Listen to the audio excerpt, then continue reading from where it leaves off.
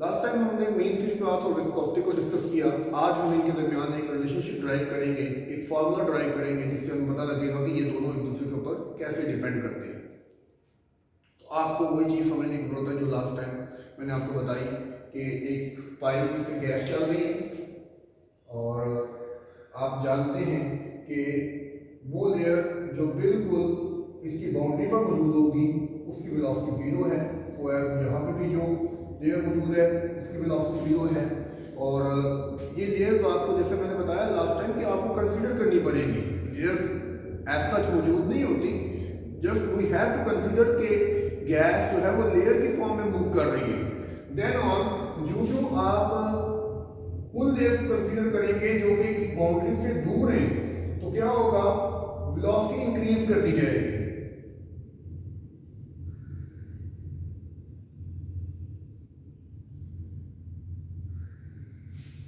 और इसकी जो तरतीब बन रही है कि सेंटर में जो लेयर है उसकी वेलोसिटी सबसे ज्यादा है, वो सबसे हाई वेलोसिटी लेयर है। विस्कोसिटी क्यों क्रिएट होती है?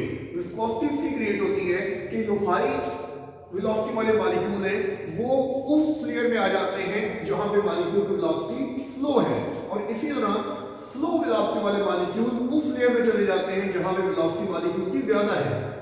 तो इस तरह से मॉलिक्यूल्स जब अपनी लेयर को छोड़कर दूसरी लेयर में जाते हैं तो वहां पे वो जाके रेजिस्टेंस क्लास करते हैं, डिस्टर्बेंस क्लास करते हैं। लेकिन कैसे? हम जानते हैं कि गैस के मॉलिक्यूल के दरमियान फासला बहुत ज्यादा होता है।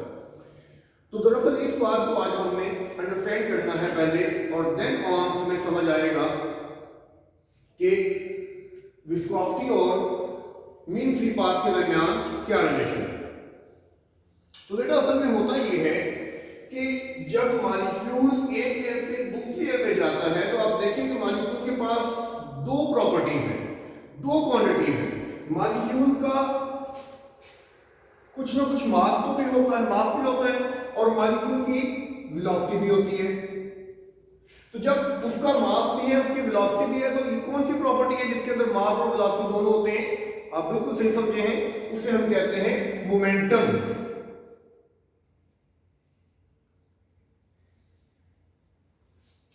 इसे मोमेंटम कहते हैं, और हम जानते हैं मोमेंटम बराबर होता है mass into velocity. So basically जब हम बात करते हैं विस्कोसिटी की, तो विस्कोसिटी क्यों क्रिएट हो रही है? विस्कोसिटी क्रिएट हो रही है because of transfer of momentum. अब ये बात ध्यान में रखें कि सिर्फ मॉलिक्यूल का ट्रांसफर होना, वो मॉलिक्यूल एक लेयर से दूसरी लेयर में जा रहा है तो वो विस्कोसिटी क्रिएट नहीं कर रहा, बल्कि आपको ये याद रखना है कि जब मॉलिक्यूल गया है तो क्या गया है? बेसिकली मोमेंटम गया है, मोमेंटम ट्रांसफर हुआ है।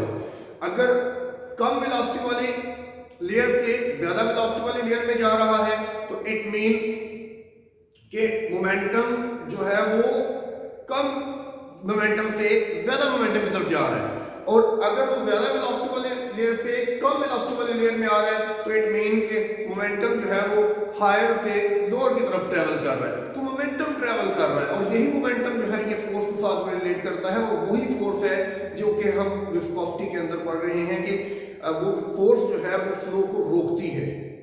ठीक है ना? वो कैसे फोर्स के साथ रिलेट करता है ये इंशाल्लाह प्रूव करेंगे, लेकिन फिलहाल इस मोमेंटम को कैलकुलेट करने के लिए हमें यहाँ पाइप के अंदर एक्सिस को कंसीडर करना पड़ेगा। हम डिफरेंट एक्सिस को जानते हैं, हमारे पास तीन एक्सिस होते हैं, एक्स एक्सिस, वाई एक्सिस और जेड एक्सिस। लेट्स से आप इसको फिर वक्त जेड कह लें, इसको वाई कह लें और इसको एक्स कह लें। ठीक है? और यहाँ पे हम कहते हैं कि यहाँ पे जो हमारे पास लेयर है वो स्लो है, वो जीरो है, मतलब वो स्टिल है, वो हरकत नहीं कर रही। लेकिन देन ऑन जेड एक्सिस से अगर आप थोड़ा सा दूर जाएंगे, एक्स एक्सिस की तरफ आप चलेंगे, तो यहाँ पे एक लेयर है, फिर उससे आगे एक और लेयर है, और उससे आगे एक और लेयर है। ठीक है? आप समझ लिए होंगे कि जो मैं इस बाउंड्री से दूर जा रहा हूं वेलोसिटी बढ़ रही है। लेट्स से कि हम कहते हैं कि ये जो मिडिल लेयर है इसको हम नाम दे लें, लेट इसको आप ए कह लें, इसको आप बी कह लें, इसको आप सी कह लें, और आप ये कह लेते हैं कि जो डी लेयर है उसका जो डिस्टेंस है वो इस वक्त हमारे पास एक्स है। अच्छा, अब आप ये जानते हैं कि एक लेयर से जब दूसरी लेयर में मॉलिक्यूल जाएगा तो वो कोलाइड करेगा, ठीक है ना। एक लेयर पे कोलिजन करेगा, एक लेयर के अंदर कोलाइड करेगा, फिर दूसरी लेयर में जाएगा, वहां पे जाकर कोलाइड करेगा। तो एक कोलिजन से दूसरे कोलिजन तक ये जो फासला है इस तरह से क्या बन जाएगा, ये बन जाएगा लैम्डा, और ये फासला भी जो है क्या बन जाएगा, वो बन जाएगा लैम्डा। सच है कि अगर आप इसका डिस्टेंस मालूम करना चाहते हैं तो ये डिस्टेंस फिर क्या हो जाएगा जी, तो ये हो जाएगा बच्चों x माइनस लैम्डा। और अगर आप जो है वो इसका डिस्टेंस मालूम करना चाहते हैं तो ये डिस्टेंस कितना हो जाएगा, ये बच्चों हो जाएगा x प्लस लैम्डा, ठीक है। नो द वेलोसिटी, अब हम इनकी वेलोसिटी मालूम करते हैं। तो हम कहते हैं जी velocity of molecule in A, layer A के अंदर वेलोसिटी क्या है, ठीक है। उसके लिए हम फार्मूला कैसे बनाते हैं, हम फार्मूला बना रहे हैं बच्चों density gradient multiply by distance. अब ये फार्मूला कैसे है, साइंस के अंदर, फिजिक्स के अंदर जब हमने किसी फार्मूले की वैलिडिटी चेक करनी होती है तो असल में हमने उसकी डायमेंशन को देखना होता है। डायमेंशन यानी कि उसकी यूनिट्स को देखना होता है। तो आप जरा देखिए ये फार्मूला ठीक है कि नहीं। तो डेंसिटी डेंसिटी ग्रेडियंट मैंने लिखा है वेलोसिटी ग्रेडियंट। तो वेलोसिटी ग्रेडियंट को हमने लास्ट टाइम डिफाइन किया, उसका फार्मूला में लिखा, वो क्या था, dv ओवर dx और डिस्टेंस x। तो ये हमारे पास velocity gradient multiply by distance, तो क्या होगा बच्चों, मीटर पर second, metre metre, metre metre से कैंसिल, तो क्या आ जाएगा, मीटर पर सेकंड। तो ये फार्मूला किसके लिए है, ये फार्मूला है वेलोसिटी के लिए, क्योंकि ये यूनिट जो है ये वेलोसिटी का यूनिट है, ठीक है। तो अभी हमने जो मॉलिक्यूल है लेयर ए के अंदर उसकी वेलोसिटी मालूम करनी है, तो वो हम क्या करेंगे जी, वो हम करेंगे velocity gradient multiply by distance. जी वेलोसिटी ग्रेडियंट तो सेम है सबका, वो हमने कहा dv ओवर dx, लेकिन डिस्टेंस कितना है, लेयर ए का जो डिस्टेंस है वो हमारे पास है x माइनस लैम्डा। इसी तरह से velocity of molecule in B, layer B के अंदर क्या है जी, वो आप निकाल लें, वो क्या हो जाएगा बच्चों, dv over dx multiply by x। और इसी तरह से आप निकाल लीजिए velocity of molecule in C, layer C के अंदर, तो क्या आ जाएगा बच्चों, dv over dx multiply by x plus lambda, ठीक है जी।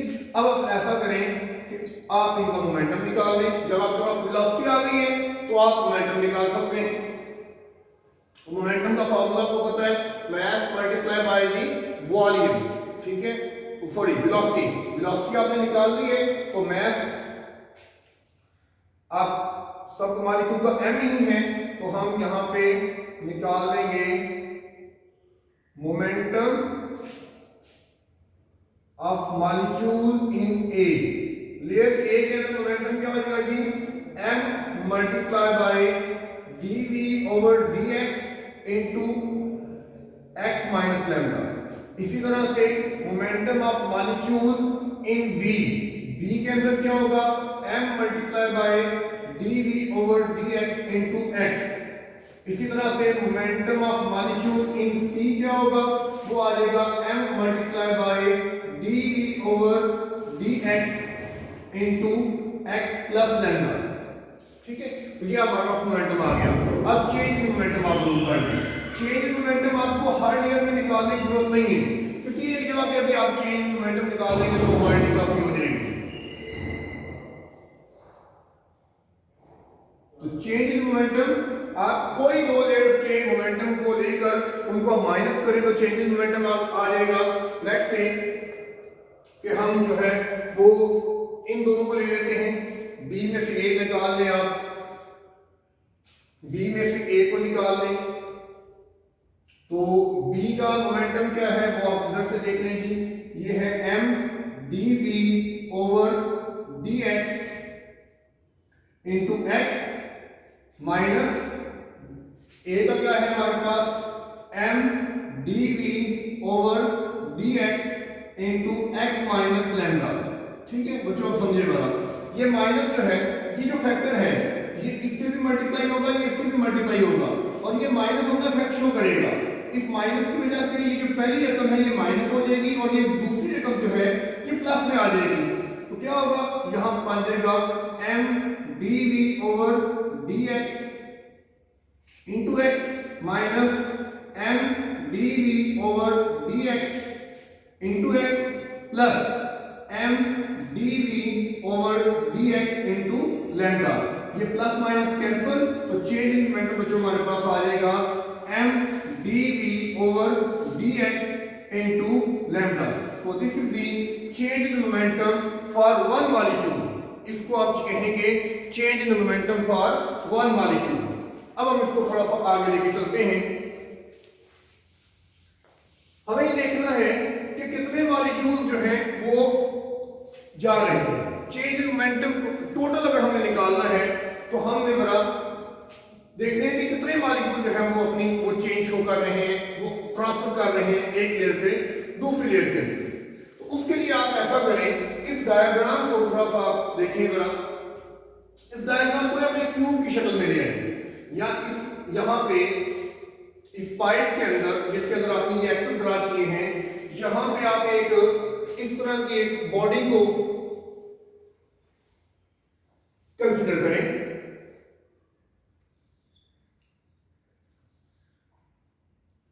इसके अंदर हम इसका जो एरिया ले रहे हैं वो यूनिट ले रहे हैं। तो आप ये समझे, ये एक लेयर वाला रीजन हो गया, ये दूसरी लेयर वाला रीजन हो गया, और ये in between.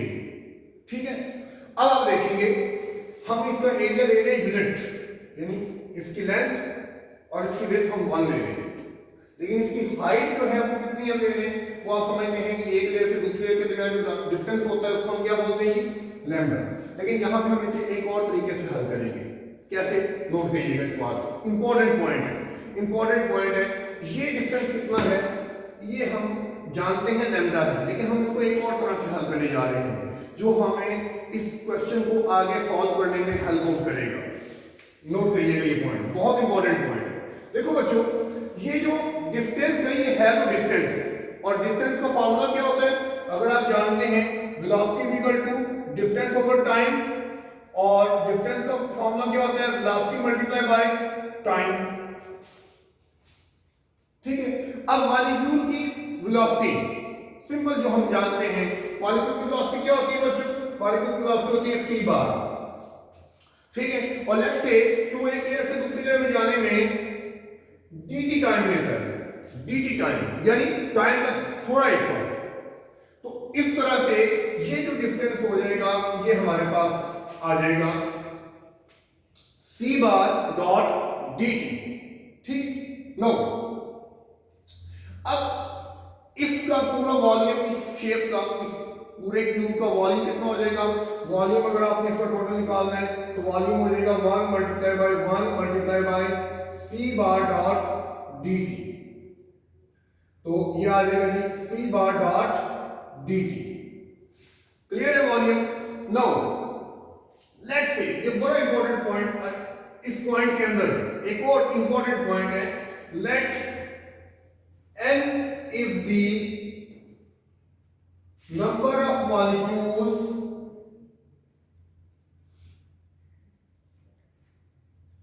per unit volume।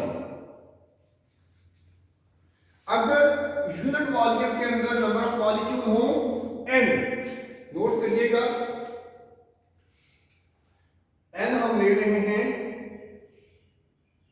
Molecules पर मीटर क्यूब। ये बहुत इंपॉर्टेंट चीज है इस टॉपिक के अंदर, इसको खास तौर पर ध्यान रखिएगा।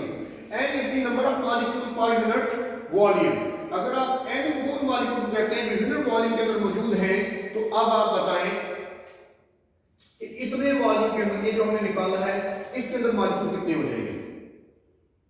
बिल्कुल सिंपल है, यूनिट वॉल्यूम में n मॉलिक्यूल है, इतने वॉल्यूम के अंदर टोटल मॉलिक्यूल कितने हो जाएंगे? So this volume contain total molecules कितने?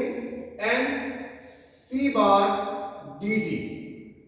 ठीक है, नो ये वो मॉलिक्यूल्स हैं जिनकी हम बात कर रहे हैं dt टाइम के अंदर। लेट्स से कि हम 1 सेकंड के अंदर हम बात करेंगे इतने वॉल्यूम के अंदर कितने मॉलिक्यूल मौजूद हैं। तो अगर हम 1 सेकंड के अंदर उन मॉलिक्यूल की बात करेंगे तो हम उसको क्या बना देंगे? हम कहेंगे जी टोटल मॉलिक्यूल्स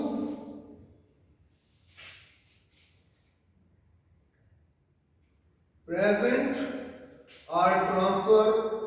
बेसिकली हम ट्रांसफर ऑफ मॉलिक्यूल को स्टडी कर रहे हैं कि मोमेंटम जो क्रिएट ट्रांसफर कर रहे हैं उन मॉलिक्यूल को कंसीडर कर रहे हैं। तो हम कहते हैं total molecule present are transfer per second. अगर आप पर सेकंड कंसीडर करेंगे तो क्या हो जाएगा बच्चों? ये आ जाएगा nc बार। तो इतने स्पेस के अंदर जो है वो इतने मॉलिक्यूल्स जो है पर सेकंड ट्रांसफर हो रहे हैं। अब अगर इतने मॉलिक्यूल ट्रांसफर हो रहे हैं तो डिफरेंट एक्सिस के अलोंग कितने मॉलिक्यूल हम देख सकते हैं। अगेन ये अगला स्टेप अब आ गया है कि डिफरेंट एक्सिस के अलोंग हम देखना है तो आप समझ सकते हैं कि इतना वॉल्यूम जो हम कंसीडर कर रहे हैं, हम एक एक लेयर को तो कंसीडर नहीं कर रहे। इतने वॉल्यूम के अंदर यकीनी बात है कि एक से ज्यादा लेयर्स होंगी और वो ऊपर भी होंगी, नीचे भी होंगी, दाएं भी होंगी, बाएं भी होंगी और मॉलिक्यूल हर डायरेक्शन में फ्लो करते हैं, मॉलिक्यूल हर डायरेक्शन में मूव करते हैं। और तीन एक्सिस का क्या मतलब होता है? तीन एक्सिस का मतलब होता है एक्स एक्सिस लेट्स से इस डायग्राम के मुताबिक हम बात करें ऊपर नीचे, जेड एक्सिस दाएं बाएं और वाई एक्सिस आगे पीछे। ठीक है, तो अगर आप सिर्फ एक्सिस की बात करते हैं तो एक्सिस की बात करें तो हम समझेंगे कि इतने मॉलिक्यूल के 1/3 मॉलिक्यूल्स जो हैं वो एक्स एक्सिस के अलोंग हैं, ट्रांसफर हो रहे हैं और जेड एक्सिस के अलोंग भी 1/3 मॉलिक्यूल ट्रांसफर हो रहे हैं और वाई एक्सिस के अलोंग भी 1/3 मॉलिक्यूल ट्रांसफर हो रहे हैं। ठीक है, अच्छा अगर आपसे कोई सवाल पूछ ले भाई ऊपर कितने जा रहे हैं तो आप उसे बताएंगे देखो भाई एक्स एक्सिस जो है वो हमने यहां पे ड्रा किया है ऊपर नीचे के लिए। ठीक है, देखिए समझे एक्सिस 3 है, डायरेक्शन 6 है। एक्सिस 3 होते हैं, डायरेक्शन 6 होती है। ठीक है, तो अगर आपसे कोई एक्सिस का पूछता है तो आप 3 एक्सिस के लिहाज से बता दोगे।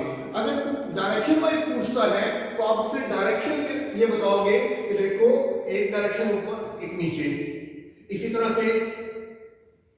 अच्छा इसको आप क्या कहते हैं? उसको आप कहते हो पॉजिटिव और इसे आप कहते हो नेगेटिव। तो जब आपसे कोई डायरेक्शन वाइज पूछेगा तो आपने कहना है कि 1/6 क्योंकि टोटल डायरेक्शन 6 होती है ना, 1/6 ऊपर की तरफ और 1/6 नीचे की तरफ। तो इस तरह से आपको डायरेक्शन वाइज बात करता है, कोई एक्सिस वाइज बात करता है तो आप उसे बता सकते हैं। नाउ आप देखें कि एक्स एक्सिस के अलोंग कितने मॉलिक्यूल ट्रांसफर हो जाएंगे? इतने मॉलिक्यूल जो हमने यहां पे लिखे हैं 1/3 mc बार मॉलिक्यूल जो है वो ट्रांसफर हो रहे हैं। तो टोटल मोमेंटम कितना बन जाएगा जो ट्रांसफर हो रहा है वो आप निकाल लें। ये हमने निकाला है एक मॉलिक्यूल का मोमेंटम, ये हमने निकाला है एक मॉलिक्यूल का मोमेंटम, चेंज इन मोमेंटम जो हमने निकाला है और हम निकाल रहे हैं पर सेकंड। नोट करें इस बात को, हम चेंज इन मोमेंटम निकाला है हमने एक मॉलिक्यूल का पर सेकंड। अब टोटल मॉलिक्यूल के लिए क्या हो जाएगा? इससे हम जितने मॉलिक्यूल ट्रांसफर हो रहे हैं उससे हम उसे मल्टीप्लाई कर देंगे। तो देखिए जी वो किस तरह से है, मैं इसको जरा मुझे साफ करना पड़ेगा तो आप इसको जरा समझिएगा। ये फार्मूला चूंकि इंपॉर्टेंट है इसलिए मैं अभी फिलहाल इसे छोड़ देता हूं।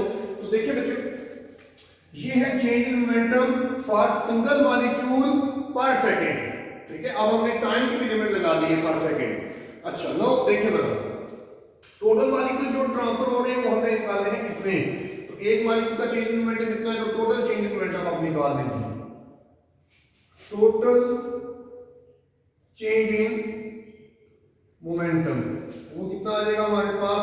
वो हमारे पास आ जाएगा 1/3 mc बार m dv/dx into lambda. Now ये जो टोटल चेंज इन मोमेंटम है पर यूनिट टाइम, अब याद करें फर्स्ट ईयर के चैप्टर नंबर 3 या 2 में आपने इंपल्स के बारे में स्टडी किया हुआ है। आपको याद होना चाहिए कि rate of change of momentum is equal to the force. Rate of change of momentum is equal to the force, जिसे आप इंपल्स कहते हैं। तो ये बेसिकली हम इंपल्स कैलकुलेट कर चुके हैं। ये है total change in momentum per unit time. Change in momentum per unit time, तो ये हमारे पास फोर्स आ गई है, और यही वही फोर्स है जिसको हम ड्रैग फोर्स कहते हैं, जो विस्कोसिटी कॉज करती है, जिसकी वजह से फ्लो के अंदर जो है वो डिस्टर्बेंस आती है। फ्लो जो है वो उसमें आप कहते हैं कि कोई ज्यादा जल्दी फ्लो करता है, किसी को फ्लो करने में मुश्किल आती है। विस्कोसिटी, ड्रैग फोर्स, ये सारी चीजें दरअसल यही वो चीज है जिसको हम कहते हैं, और ये चेंज इन मोमेंटम उसी फोर्स के बराबर है। अच्छा, फोर्स का एक फार्मूला हम पीछे पढ़ चुके हैं। क्या फार्मूला था जी? उस फोर्स का फार्मूला में दिया था ईटा ए डीवी ओवर डीएक्स। पिछले टॉपिक में याद करें, ये फार्मूला हम पढ़ चुके हैं। लेकिन चूंकि हम यहाँ पे एरिया 1 कंसीडर कर रहे हैं, तो एरिया को हम यहां से निकाल देंगे, ठीक है। और ये हमारे पास किसके बराबर आ जाएगा? ये हमारे पास आ जाएगा 1/3 m n c bar dv over dx multiply by lambda. ये इससे कैंसिल, और ये हमारे पास आ गया eta is equal to 1/3 m n c bar lambda. Now this is very important relationship, और ये बेसिकली वो पहला रिलेशन है जिसको हम एक्चुअली ड्राइव करने जा रहे हैं, लेकिन इसके आगे कई फॉर्म्स हैं। कौन कौन सी फॉर्म है मैं आपके सामने इसको ड्राइव कर रहा हूं, देखिए जरा, समझिएगा बात को। ये जो चीज हमारे पास आ गई है mn, ये क्या है? ये डेंसिटी के बराबर है। अब आप कहेंगे ये डेंसिटी के बराबर क्यों है? अब आपको मैं बताता हूं कि ये डेंसिटी कैसे है। नोट करें बच्चों, m क्या है? ये मॉलिक्यूल का मास है, ठीक है, एक मॉलिक्यूल का मास, सिंगल मॉलिक्यूल का मास है। और n क्या है? ये मैं आपको बता दूं, ये चीज इंपॉर्टेंट है। These are the number of molecule per unit volume. तो अब आप देखिए जरा, ये क्या हो जाएगा हमारे पास? तो इसको आप कहेंगे कि mass of molecule multiply by number of molecule divide by volume. और वॉल्यूम कितना ले रहे हैं? Unit volume. Now mass of molecule, number of molecule, ये आ जाएगा मास ऑफ गैस, मल्टीप्लाई हो जाए ना, समझ सकते हैं आप लोग। Mass of gas divide by volume, और mass of gas divide by volume क्या होती है? डेंसिटी। लेकिन ये डेंसिटी और बड़ा अलग किस्म की है। इस डेंसिटी को ट्रीट करते वक्त आपने थोड़ा सा ख्याल करना है। ये डेंसिटी वॉल्यूम डिपेंडेंट नहीं है, क्योंकि वॉल्यूम हम यहां पे कितना ले रहे हैं? यूनिट।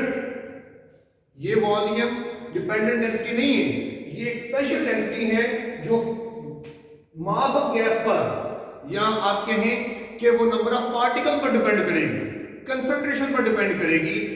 इसको वॉल्यूम इफेक्ट नहीं कर पाएगा। ये बड़ा ही पॉइंट है जो हमें आगे इस्तेमाल भी करना पड़ेगा, और दरअसल हमें ये बताएगा कि जो ये जो हम यहाँ पे टॉपिक डिस्कस कर रहे हैं, इस पर प्रेशर का इफेक्ट नहीं होता, ठीक है। बहुत सारे लोग परेशान होते हैं कि ना गैस की विस्कोसिटी, ना गैस का जो है वो मीन फ्री पाथ जो है वो डेंसिटी की वजह से प्रेशर पर डिपेंड करता है।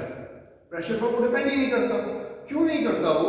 उसकी वजह ये है कि ये डेंसिटी हम यहाँ पे यूज कर रहे हैं, ये वॉल्यूम डिपेंडेंट नहीं है। वॉल्यूम यहाँ पे हमने बेसिकली कांस्टेंट दिया होता है, हमने पर मीटर क्यूब की बात कर रहे होते हैं, ठीक है। डेंसिटी वाला फैक्टर भी यहाँ पे बड़ा इंपॉर्टेंट है, इसको भी याद रखिएगा।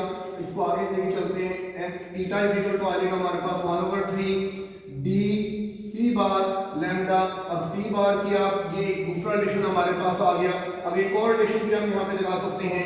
सी बार का फार्मूला आपको याद है बच्चों? सी बार का फार्मूला होता है 8RT over pi m,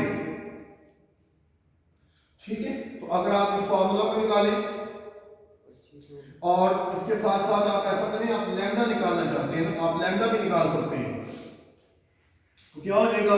lambda is equal to 3 eta over D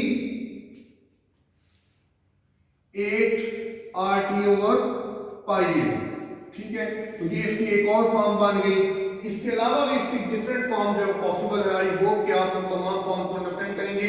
मैं एक फाइनल फॉर्म लिखकर इस टॉपिक को खत्म करता हूं और वो ये है eta is equal to 1.88 sorry eta नहीं lambda is equal to 1.88 eta over D